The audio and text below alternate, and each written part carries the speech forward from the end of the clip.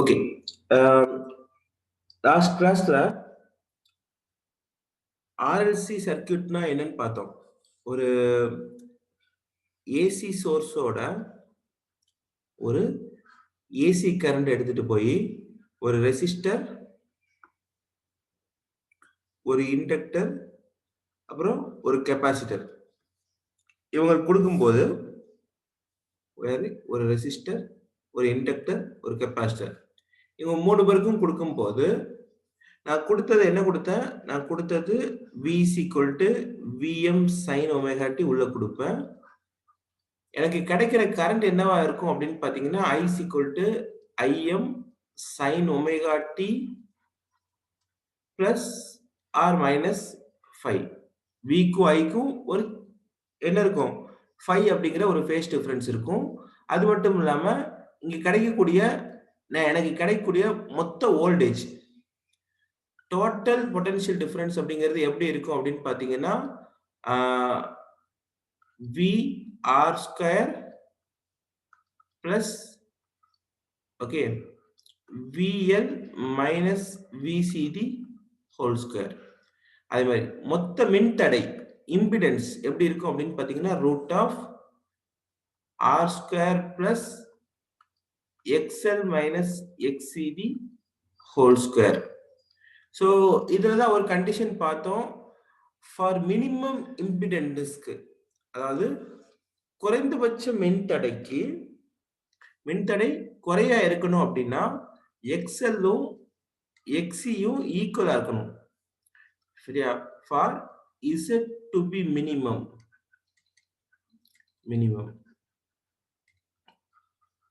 சரியா? அதாவது Z இன் மதிப்பு குறைந்ததாக இருப்பதற்கு XL-ம் XC-யும் எப்படி இருக்கணும்? சமமா இருக்கணும். அப்ப Z = என்ன வந்துரும்? வெறும் R மட்டும் வந்துரும். ஏன்னா XL XC சமமா ஆயிடுச்சுன்னா இது ரெண்டும் கேன்சல் ஆயிரும். சோ XL XC சமம் அப்படின்னா XL ஓட ஃபார்முலா என்னன்னா ஒமேகா இன்டு L, XC ஓட ஃபார்முலா என்ன அப்படின்னு பாத்தீங்கன்னா 1/ஒமேகா இன்டு C. அப்ப இதுல இருந்து நீங்க என்ன முடிவுக்கு வரலாம் அப்படின்னு பாத்தீங்கன்னா omega square = 1/L into C, omega C = 1/√LC. So எனக்கு சரியா கிடைக்கக்கூடிய கரண்டோட ஆங்குலர் ஸ்பீட் கோண திசைவேகம் எப்படி இருக்கும் அப்படின்னு பாத்தீங்கன்னா 1/√LC இருக்கும். அதே மாதிரி எனக்கு கிடைக்கக்கூடிய கரண்டோட ஃப்ரீக்வன்சி ஏதாச்சும் கண்டுபிடிச்சுக்கலாம். எப்படி கண்டுபிடிச்சுக்கலாம்? அப்ப F என்ன வரும் அப்படின்னு பாத்தீங்கன்னா 1/2π√LC. அப்போ நான் ஒரு கரண்ட் உள்ள கொடுப்பேன். இந்த கரண்ட்டுக்கு ஒரு ஃப்ரீக்வன்சி இருக்கும். இந்த கரண்ட்டுக்கு என்ன இருக்கும்? ஒரு F மதிப்பு இருக்கும். அந்த F மதிப்பு என்னவோ அதை அடிப்படையா வச்சுக்கிட்டு நீங்க எதை சூஸ் பண்ணணும்? இந்த இண்டக்டரையும் கெப்பாசிட்டரையும் L மதிப்பையும் C மதிப்பையும் சூஸ் பண்ணீங்க அப்படின்னா ஆட்டோமேட்டிக்கா உங்களுக்கு என்ன நடக்கும்? இந்த கண்டிஷன் ஃபுல்ஃபில் ஆகும். இந்த கண்டிஷன் ஃபுல்ஃபில் ஆச்சு அப்படின்னா என்ன நடக்கும்? ரெசனன்ஸ் அப்படிங்கிறது நடக்கும். அதாவது ஒத்திசைவு நடக்கும். ஒத்திசைவு நடக்கும்போது உங்களுக்கு ஆட்டோமேட்டிக்கா என்ன இருக்கும் அப்படின்னு பாத்தீங்கன்னா உங்களுக்கு கரண்ட் கிடைக்கும். சரியா? அடுத்து நம்ம பார்க்க போற டாபிக் என்னன்னா இது ஒத்திசைவு அடிப்படையா வச்சுதான். சரியா? Quality factor. என்ன ஃபேக்டர்? Quality factor. தமிழ்ல வந்து பார்த்தோம்னா தரக்காரணின்னு சொல்லுவோம். தரக்காரணி Q அப்படின்னு சொல்லி சொல்லுவோம். இந்த தரக்காரணி அப்படின்னா என்ன அர்த்தம்னா எனக்கு இந்த ரெசனன்ஸ் நடக்குது இல்லையா? இந்த ரெசனன்ஸ் வந்து பாத்தீங்கன்னா எவ்வளவு ஷார்ப்பா இருக்குது. அதாவது ஒத்திசைவு சரியா? எந்த அளவு கூர்மையாக உள்ளது அப்படிங்கறத சொல்லக்கூடிய ஃபேக்டர் தான் என்ன அப்படின்னு பாத்தீங்கன்னா இந்த தரக்காரணி. Sharpness of resonance. அது என்ன ஷார்ப்னஸ் ஆஃப் ரெசனன்ஸ் அப்படின்னா எனக்கு இந்த Q ஓட டெஃபினிஷன் எப்படி வருது அப்படின்னு பாத்தீங்கன்னா Q = நான் எப்படி எழுதுவேன் அப்படின்னு பாத்தீங்கன்னா குவாலிட்டி ஃபேக்டர். என்ன? Quality factor. தரக்காரணி Q = எப்படி எழுதுவேன் அப்படின்னு பாத்தீங்கன்னா 1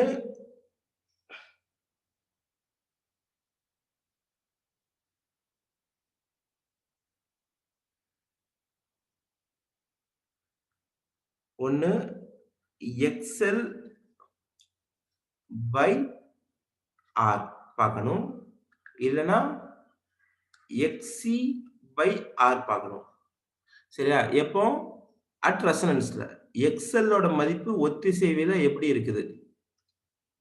XC ஓட மதிப்பும் ஒத்திசைவில எப்படி இருக்குது? ஏன்னா XL by R ன்னு போட்டீங்கனாலும் சரி, XC by R ன்னு போட்டாலும் சரி, ஒத்திசைவுன்னு வந்துருச்சுன்னா 2 பேருமே சமம் தான். சரியா? அதாவது நான் கனெக்ட் பண்ணிருக்கக்கூடிய மின் தடைக்கும், சரியா? அதுக்கு கூட கனெக்ட் பண்ணிருக்கக்கூடிய மின் தூண்டி அல்லது மின்தேக்கி, இண்டக்டர் ஆர் கெபாசிட்டர், இதோட ரியாக்டன்ஸுக்கும் உள்ள ரேஷியோ தான் என்ன? Q. அப்போ எனக்கு XLக்கு தான் ஃபார்முலா தெரியுமே. XL = என்ன formula? Omega L by C இப்படி போட்டுக்கலாம். சரி, ஒமேகா L by R இப்படி போட்டுக்கலாம். XC க்கு போட்டீங்கன்னா 1 by omega C into R. ரெண்டுமே கரெக்ட் தான். சரியா? Q = ரெண்டு formula. Omega L by R அல்லது 1 by omega C into R. So Q = என்ன வருது? ஒமேகா L by R ன்னு வருது. எனக்கு தான் ஒமேகாவுக்கு ஃபார்முலா தெரியுமா? என்ன formula? 1 by root of LC. ஏன்னா ரெசனன்ஸ் கண்டிஷன் தானே, ஒத்திசைவுல தான் நம்ம பார்க்கிறோம். சரி, அப்ப into L by R. So ஆட்டோமேட்டிக்கா L இங்க ரூட் L இருக்குது, இவங்க ரெண்டு பேரும் கேன்சல் ஆயிட்டாங்க அப்படின்னா இங்க என்ன வந்துரும்? root of L by C into 1 by R ன்னு வந்துரும். அப்ப Q = ஃபார்முலா என்ன அப்படின்னா 1 by R into root over L by C. ஏன்னா இந்த ரூட் L-ம் L-ம் என்ன ஆயிரும்? ஆட்டோமேட்டிக்கா ஒருத்தருக்கு ஒருத்தர் கேன்சல் ஆயிரும். சரியா? அப்போ இந்த குவாலிட்டி ஃபேக்டரை, சரியா, வேற ஒரு ஃபார்முலாலையும் சொல்லுவாங்க. Qக்கு இன்னொரு ஃபார்முலாவும் சொல்லுவாங்க. என்ன ஃபார்முலா அப்படின்னு பாத்தீங்கன்னா, ரெசனன்ட் ஃப்ரீக்வன்சி என்ன, ஒத்திசைவில் இருக்கும்போது ஃப்ரீக்வன்சி என்னவா இருக்குது, பிளஸ் பேண்ட்வித் டிவைட் பை என்ன? பேண்ட்வித். அதாவது F ஒத்திசைவு பை அந்த ஒத்திசைவு நடக்கக்கூடிய பட்டை அகலம். பேண்ட்வித்னா என்ன அர்த்தம்? பட்டை அகலம். சரியா? இன்னும் புரியுற மாதிரி இதை சொல்றேன். எதுக்கு வரையிறேன்? கிராஃப் பாருங்க, ரெசனன்ஸ் கர்வ். சோ நல்லா கவனிங்க. எனக்கு தெரியும், சரியா, Z = √2/R² plus XL minus XCD whole square. சரியா? அண்ட் V என்ன ஃபார்முலா வரும் அப்படின்னு பாத்தீங்கன்னா I into Z ன்னு வரும். V = என்ன வரும்னா I into Z ன்னு வரும். இல்லனா VM = IM into Z. சரியா? சோ IM = என்ன ஃபார்முலா வரும் அப்படின்னு பாத்தீங்கன்னா VM by Z ன்னு வரும். எனக்கு ஒத்திசைவு நடக்குது அப்படின்னா XL என்ன ஆயிரும்? XR-ம் XC-யும் சமமாயிரும். அப்ப Z = என்ன வந்துரும்? வெறும் R ன்னு வந்துரும். Z = என்ன வந்துரும்? வெறும் R ன்னு வந்துரும். சரியா? இப்போ நான் வந்து கிராஃப் போடுறேன். என்ன பண்றேன்? கிராஃப் போடுறேன். எதுக்கும் கிராஃப் போடுறேன் அப்படின்னா அந்த I-க்கும் R-க்கும் கிராஃப் போடுறேன். சரியா? இங்க பாருங்க, IM = VM by R. இல்லனா I = என்ன வரும்? V by R. அப்ப R மதிப்பு கூட கூட கூட,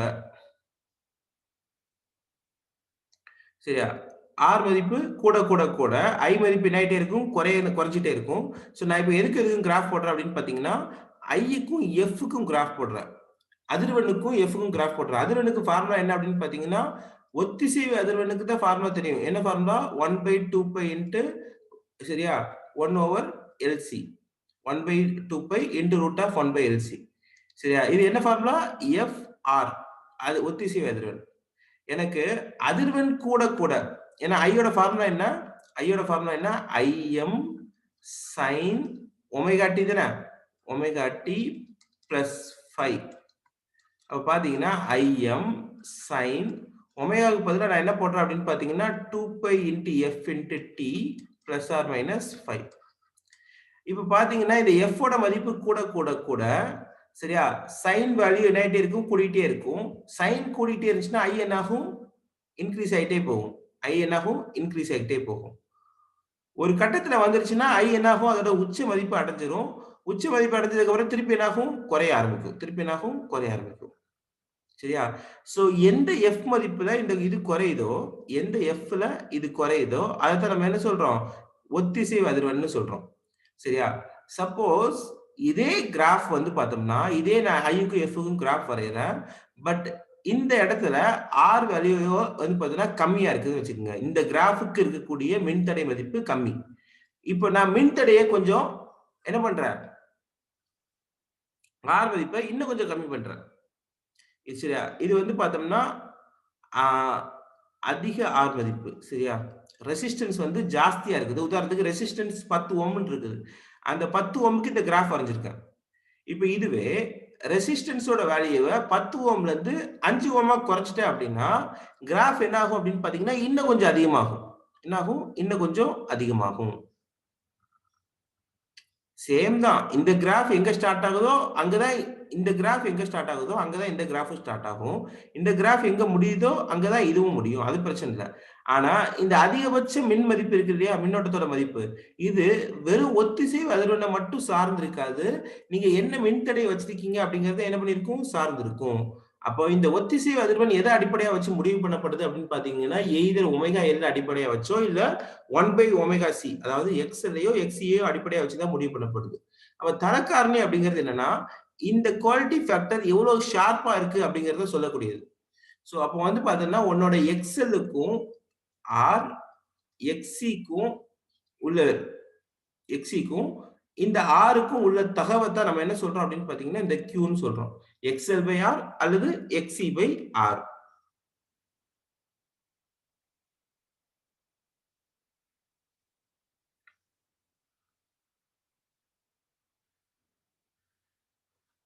இல்ல அப்படின்னா இப்படியும் சொல்லலாம்.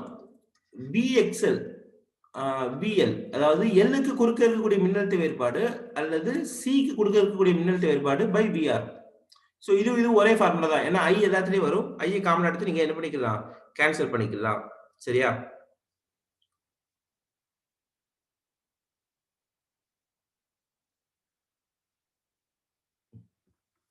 சோ இதுக்கு ஆக்சுவலா ஃபார்முலா என்ன, இதுக்கான மீனிங் என்ன அப்படின்னு பாத்தீங்கன்னா, சரியா, ஜெனரலா ரெசனன்ஸ்ல, சரியா, ரெசனன்ஸ்ல டோட்டலா நீங்க என்ன மின்னழுத்த வேறுபாடு கொடுக்குறீங்க அப்படிங்கிறதுக்கும், சரியா, டோட்டலா ஓகே இங்க வருது டோட்டல் V. டோட்டலா நீங்க என்ன மின்னழுத்த வேறுபாடு கொடுக்குறீங்க அப்படிங்கிறதுக்கும், சரியா,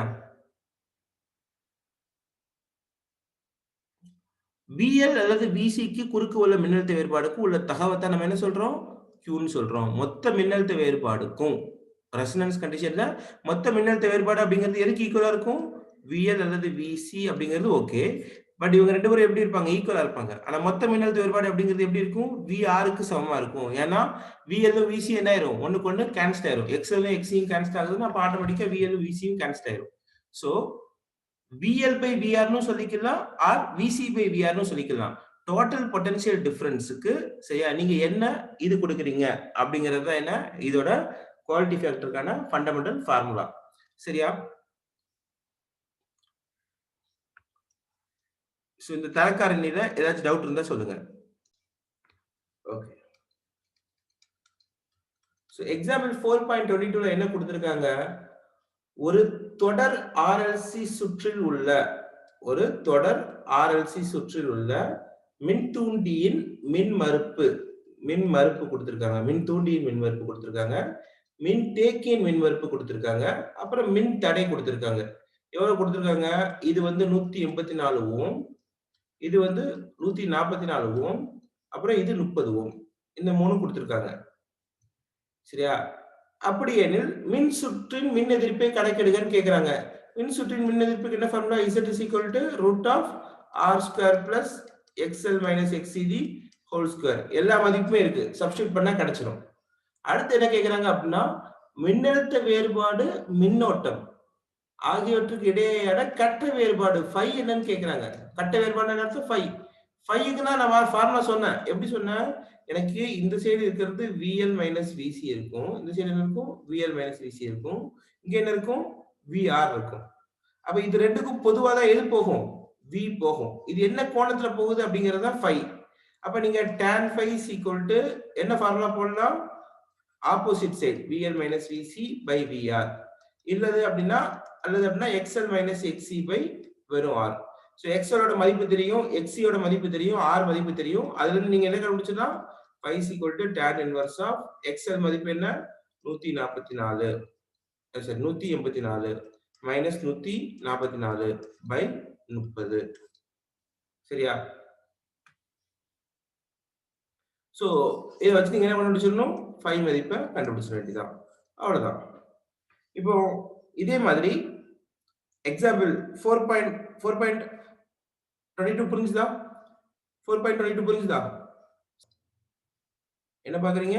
4.23 என்ன கொடுத்திருக்காங்க அப்படின்னா 500 மைக்ரோ ஹென்றி மின்தூண்டி 500 மைக்ரோ ஹென்றி மின்தூண்டி. மின்தூண்டினா என்ன அர்த்தம்?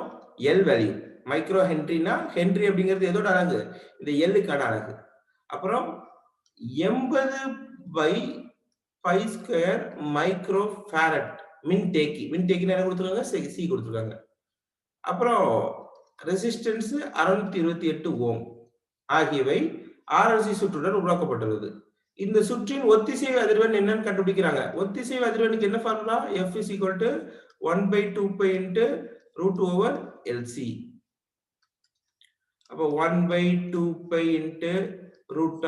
L க்கு பதிலா என்ன போட்டுக்கலாம்? 500 போட்டுக்கலாம். C க்கு பதிலா என்ன போட்டுக்கலாம்? 80/π² போட்டுக்கலாம். சோ அப்ப ஆட்டோமேட்டிக்கா இந்த π² ரூட் வந்து வெளியே வந்துரும். அப்ப இந்த ரூட் வந்து வெளியே வந்தா பை ஆயிரும். பை மேல போயிடும். அப்ப π/2π என்ன வரும்? 500 × 80. சோ இந்த பையை கேன்சல் பண்ணிட வேண்டியதான். இதை கால்குலேட் பண்ணி போட்டுக்குங்க. அடுத்து என்ன கேக்குறாங்க? Q காரணி கேக்குறாங்க. Q காரணி Q = என்ன ஃபார்முலா? எய்தர் XL சரியா? என்ன ஃபார்முலா? XL/R அல்லது XC/R. XL/R அல்லது XC/R. XL = என்ன ஃபார்முலா? Omega × L/R. ஒமேகா தெரியுமா? ஒமேகாக்கு தான் நமக்கு ஃப்ரீக்வென்சி கண்டுபிடிச்சிருக்கோம். ஃப்ரீக்வென்சி என்ன? 2π × f × L/R. 2π × f × L/R. So f தான் இங்க கண்டுபிடிச்சிருப்பீங்க. அதை சப்ஸ்டிட்யூட் பண்ணீங்கன்னா L மதிப்பு தெரியும், R மதிப்பு தெரியும். ஈஸியா என்ன பண்ணிடலாம்? Q கண்டுபிடிச்சிடலாம். சரியா? Q க்கு எந்த அளவும் கிடையாது. ஏன்னா XL-க்கும் ஓம் தான் யூனிட், R-க்கும் ஓம் தான் யூனிட். அப்ப 2 ஓம் என்ன ஆயிரும்? ஒண்ணுக்கு ஒண்ணு கேன்சல் ஆயிரும். ரைட்டா?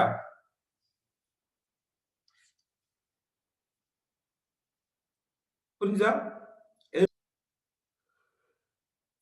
அதாவது ஏசி சுற்றுகளில் உள்ள திறன், ஏசி சுற்றுகளின் திறன் மதிப்பு, பவர் இன் ஏசி சர்க்யூட். ஜெனரலா பவருக்கு நமக்கு ஃபார்முலா தெரியும். என்ன ஃபார்முலா அப்படின்னா power is equal to V × I. ஆனா இங்க V யோட மதிப்பும் தொடர்ச்சியா மாறிக்கிட்டே இருக்குது, I யோட மதிப்பும் தொடர்ச்சியா மாறிக்கிட்டே இருக்குது. அப்ப நான் என்ன பண்றேன்? எனக்கு வந்து V க்கு என்ன ஃபார்முலா? Vm sin ωt வருது. I வந்து எப்படி இருக்கும் அப்படின்னு பாத்தீங்கன்னா Im sin ωt ± π வரும். இது நமக்கே தெரியும். சரியா? அப்போ நீங்க இது ரெண்டையும் மல்டிப்ளை பண்ணீங்க அப்படின்னா, இது ரெண்டையும் மல்டிப்ளை பண்ணீங்க அப்படின்னா, சரியா? இங்க Vm இருக்குது, இங்க Im இருக்குது, இங்க sin θ இருக்குது, இங்க sin ωt + π இருக்குது. சரியா? ரெண்டுமே டைமை பொறுத்து தொடர்ச்சியா மாறிட்டே இருக்கக்கூடியதா இருக்குது. அப்ப இந்த மாதிரியான சிச்சுவேஷன்ல நீங்க மின் திறனோட மதிப்பை எப்படி கண்டுபிடிக்கணும் அப்படின்னா, நல்லா கவனிங்க. சரியா? நான் அதுக்கான வழிமுறையை மட்டும் சொல்றேன். ஏன்னா P அப்படிங்கிறதும் டைமை பொறுத்து மாறிட்டு இருக்குது. சரியா? I அப்படிங்கிறதும் டைமை பொறுத்து மாறிட்டே இருக்குது. அப்ப நீங்க என்ன பண்ணுங்க அப்படின்னா, சோ ஜெனரலா V க்கு பதிலா I க்கு பதிலா சப்ஸ்டிடியூஷன் அப்புறம் பண்ணுங்க. VI dt ஒரு சின்ன டயத்துக்கு என்ன பவர் இருக்குது அதை இன்டகிரேட் பண்ணிருங்க. அதான் என்ன பண்ணிடுறீங்க? இன்டகிரேட் பண்ணிடுறீங்க. இன்டகிரேட் எங்க இருந்து எங்க வரைக்கும்? 0ல இருந்து 2π வரைக்கும் இன்டகிரேட் பண்ணிருங்க. எனக்கு VA IA பெருக்குனா போதுமே. நான் கூட ஒரு dt வேற பெருக்கி வச்சிருக்கேன். அதுக்கு என்ன பண்ணணும்? டோட்டலா டைம் பீரியடால டிவைட் பண்ணிருங்க. டோட்டல் டைம் பீரியடால என்ன பண்ணிருங்க? டிவைட் பண்ணிருங்க. சோ இப்போ நீங்க V க்கு பதிலா Vm sin ωt, I க்கு பதிலா Im sin ωt ன்னு போட்டு அதை இன்டகிரேட் பண்ணி கண்டுபிடிச்சீங்கன்னா போதும். சரியா? நம்ம அந்த டெரிவேஷன் போறது இல்ல. ரைட்? சோ அதனால நம்ம என்ன பண்றோம்? ஸ்ட்ரைட்டாவே கண்டுபிடிக்கிறோம். இதை இன்டகிரேட் பண்ணீங்கன்னா என்ன வரும் அப்படின்னா, பாருங்க Vm/√2 × Im/√2 × cos φ. இதான் ஆன்சரா வரும். Vm by root 2 into Im by root 2 into என்ன வரும் cos phi அல்லது Vm Im by root 2 பெருக்கினீங்கன்னா 2 வரும் into cos phi.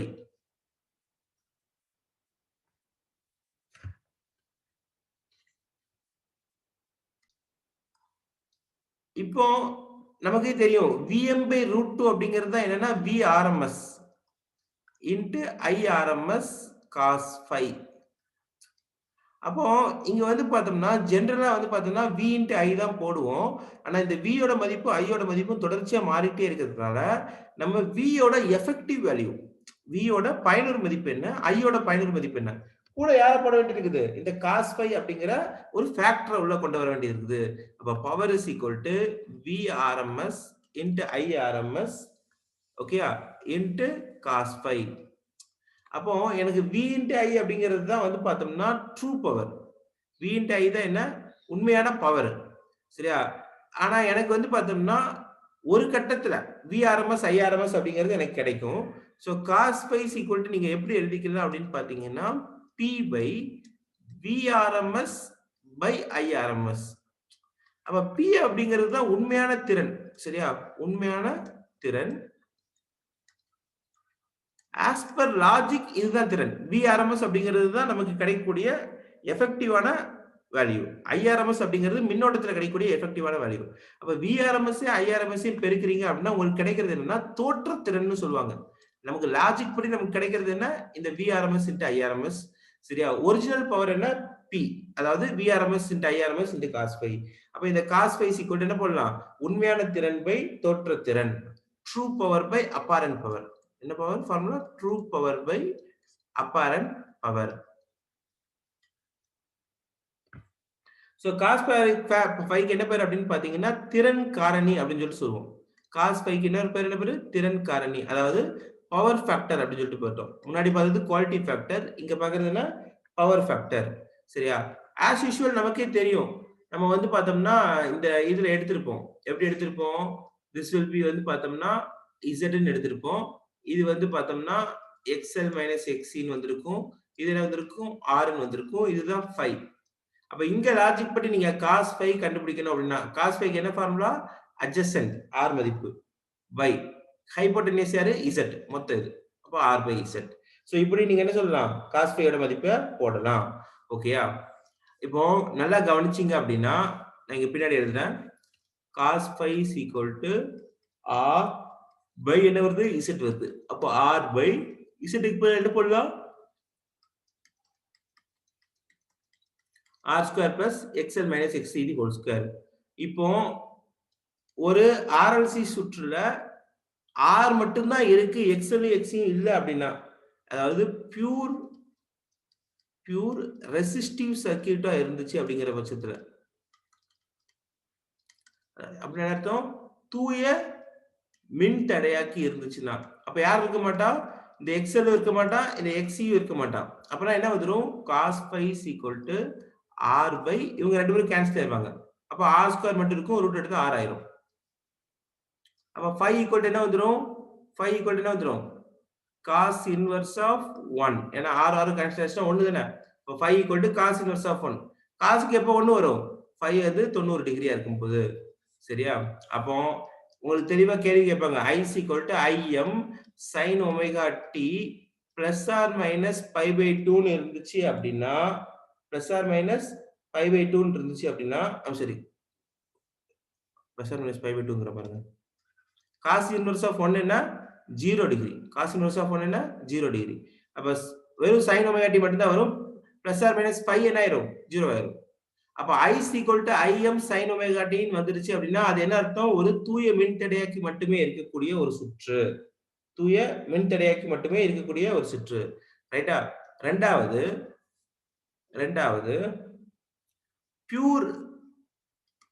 பியூர் இண்டக்டிவாவோ என்ன பியூர் இண்டக்டிவ் தூய மின் தூண்டி மட்டுமோ அல்லது பியூர் கெபாசிட்டிவ் தூய மின் தடையாக்கி மட்டுமோ மின் காப்பு சரி மின் தேக்கி மட்டுமோ இருந்துச்சு அப்படின்னா தூய மின் தூண்டியோ தூய மின் தேக்கியோ இருந்துச்சு அப்படின்னா ஆர் மதிப்பு என்ன ஆயிரும் 0 ஆயிரும். ஆர் மதிப்பு 0னா cos phi என்ன ஆயிரும் 0 ஆயிரும். cos phi 0னா phi என்ன 90 டிகிரி. 90 டிகிரி அர்த்தம் pi by 2. அப்ப இங்க I is equal to என்ன வரும்? நம்ம முன்னாடியே பார்த்திருப்போம். Im sin omega t either plus pi by 2 or minus pi by 2. எப்ப plus pi by 2 மின்தேக்கியா இருந்தா plus pi by 2 மின் தூண்டியா இருந்தா என்ன அர்த்தம் minus pi by 2. சரியா?